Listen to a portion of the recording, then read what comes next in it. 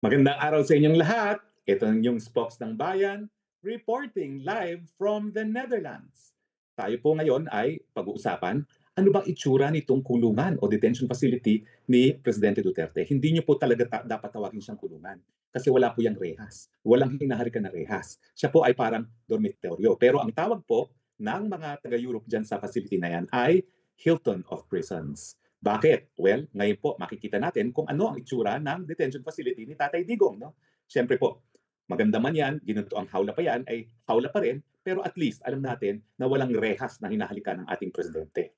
Saan ba po nakalocate ito? Ito po ay located sa Dahig. Ito po ay malapit sa dagat. Tabing dagat po siya. Kaya naman, ang Tatay Digong, no, kahit pa paano nakakaamoy ng singhot ng dagat. Kasi alam niyo naman, miss na miss niya ang Davao dahil ang Davao ay katabing dagat din. No?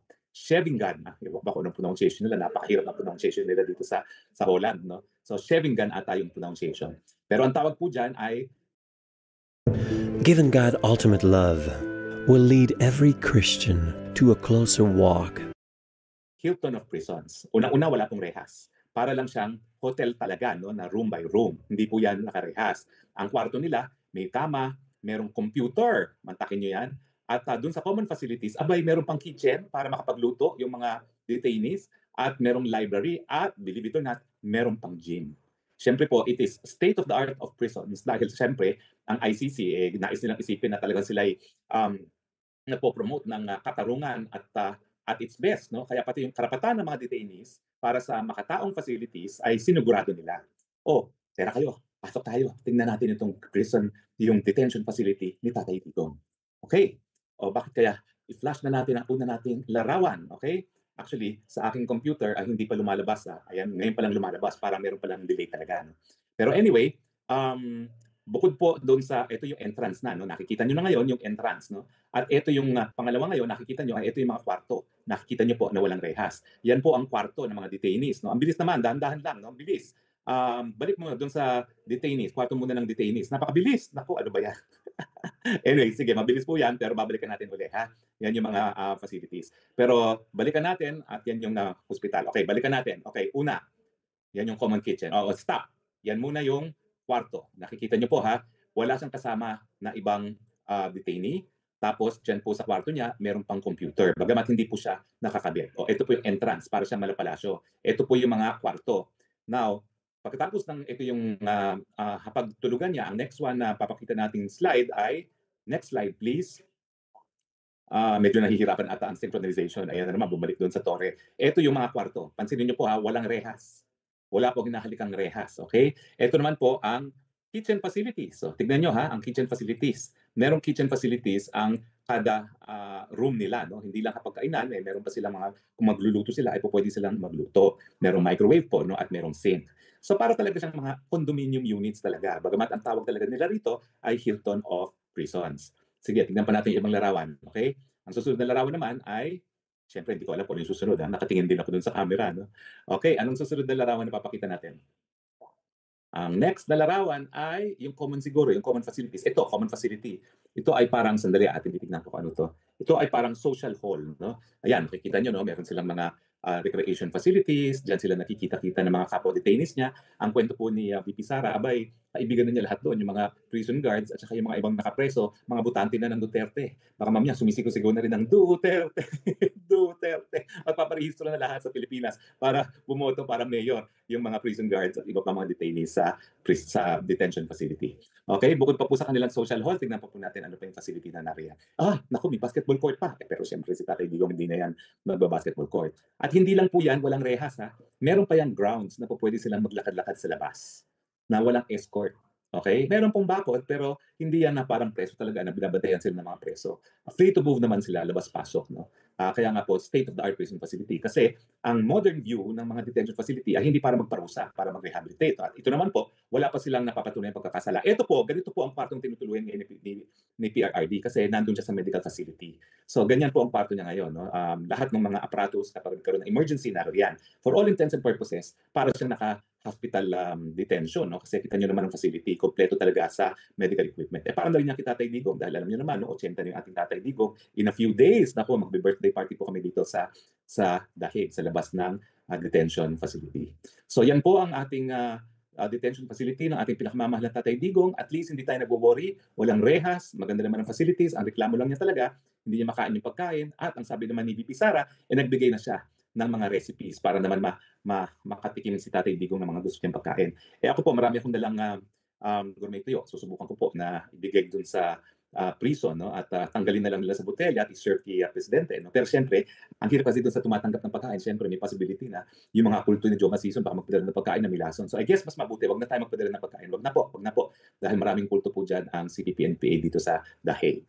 Okay, so yan po ang detention facility ni Presidente Duterte. Hindi po siya prison, detention facility lang talaga, at kung titingnan niyo po talaga, malahotel talaga ang mga facilities. Bagamat, ang sabi nga ni Tatay Digong, gusto na niyang umuwi. Kahit gaano kaganda pa ang kanyang detention facility, syempre, there is only one place that he calls home, and that is the Philippines. Parang ako din po, kahit saan ako naglalamierda, kahit saan ako nag-asylum, ang puso natin pa rin ay nais makauwi sa ating inang bayan, Pilipinas. Kahit magulo pa, kahit polluted pa, yan pa rin ang mahal nating inang bayan.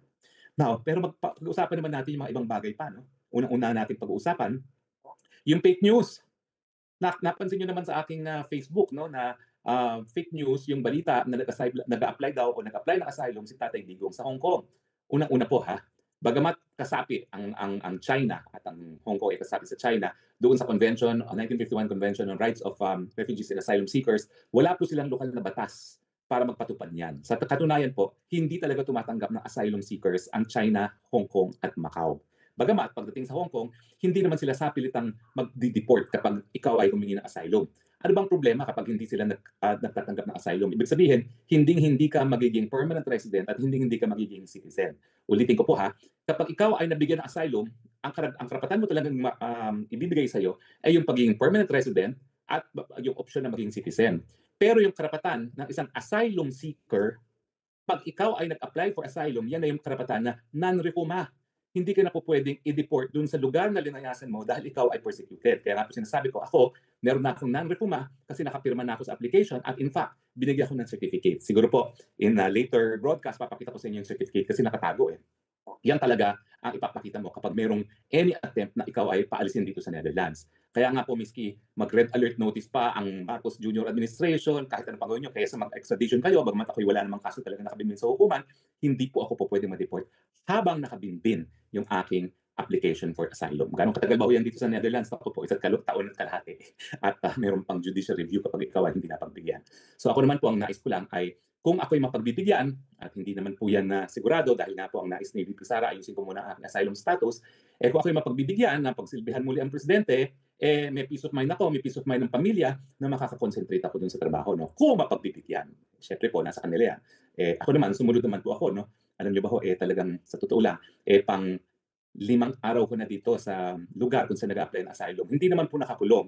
In fact, hindi ako natutulog dito gabi-gabi. No? Kumuha ko ng Airbnb, pero ang layo po kasi. Mabuti na lang, mayroong pamilya na naghahatid sundo sa akin. Kung ako po ay magta-taxi, ang taxi po, 80 euros, miski 20 kilometers. Kasi libre po talaga ito. Ang pinakamalapit na may Airbnb is 20 kilometers away. 80 euros ang pamasahe. So mabuti na lang po, may naghahatid sundo sa akin mga Pilipino. At mura naman yung Airbnb na nakuha ko kasi malayo nga, liblib. So liblib po ito, wala kang mapuntahan. Bago ako nag-Airbnb, actually, natulog ako dito ng 2 oras. Ang mapupuntahan mo lang, isang supermarket na ang lakad ay 45 minutes papunta, 45 minutes pabalik. So 1 hour and a half para mapunta ng supermarket. Meron po ritong gasoline station na merong convenience store na pagkamahal-mahal. Ngayon po, doon ako nananghalian. Naku, magkano nagastos ko? 6 plus 3, 9 euros. Ang kinain ko lang isang sausage, isang croissant, isang orange juice, isang kape, no? Napakamahal talaga ng convenience store na yan. Kung magbubus ka naman, ang pinakamalapit na bayan dito, kung nasaan yung aking Airbnb, ay 20 minutes walk, 20 minutes bus ride, 10 minutes walk. So 1 hour, one way, papunta dun sa biggest town. So libre po talaga to. Hindi na nila kami kinakailangan ikulong dito dahil wala ka talaga mapupuntahan. Mabuti na lang ang Pilipino kahit saan ka magpunta, naroon at hanggang tumulong. Kaya hatid sundo ako, no? Gabi-gabi. Umaalis ako dito kapag tapos na yung activities ng mga nagpo-process at bumabalik ako kinabukasan bago magsimula. Anyway, so yan po yung fake news sa asylum. Hindi po humingi ng asylum si Tatay Digong. In fact, ang pinagsisisihan ko, wala ako doon sa Hong Kong.